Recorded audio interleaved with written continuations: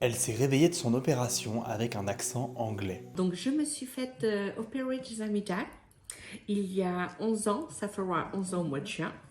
Et quand je me suis réveillée, je parlais avec un accent, et cet accent qu'on qualifie d'anglais. J'avoue que quand j'ai vu ça, j'étais quand même un petit peu sceptique. Alors j'ai voulu savoir si c'était possible.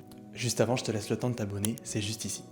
Déjà, ce phénomène porte un nom précis. Ça s'appelle le syndrome de l'accent étranger. Il faut bien comprendre que la parole, c'est pas seulement une zone du cerveau. C'est beaucoup plus complexe que ça. Quand on parle, on utilise la zone du cerveau responsable de l'activation des muscles de la gorge, de la langue ou de la bouche, mais pas seulement. On utilise aussi la mémoire ou encore l'aire de Broca, qui est responsable de la planification de la parole. Et on utilise aussi le retour auditif. Enfin bref, c'est la coordination de plein de systèmes différents. Et lorsqu'une de ces zones subit des lésions après un AVC ou un acte chirurgical, le cerveau fait ce qu'il sait faire de mieux, il compense.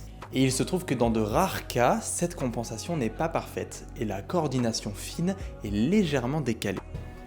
Saucisse! Résultat, la prononciation des mots est altérée et on peut percevoir cet accent qui n'en est pas vraiment un comme venant d'un autre pays. Et c'est le cas ici avec un accent qui ressemble un peu à l'accent britannique. Why are you laughing for? What, Chris, why are you laughing for?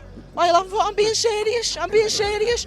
Ce genre de situation, ça reste extrêmement rare et ça peut durer de plusieurs semaines à plusieurs années. On a même observé des transformations permanentes lorsque la zone est définitivement lésée. Do you know what I'm trying to say? Et c'est pour ça que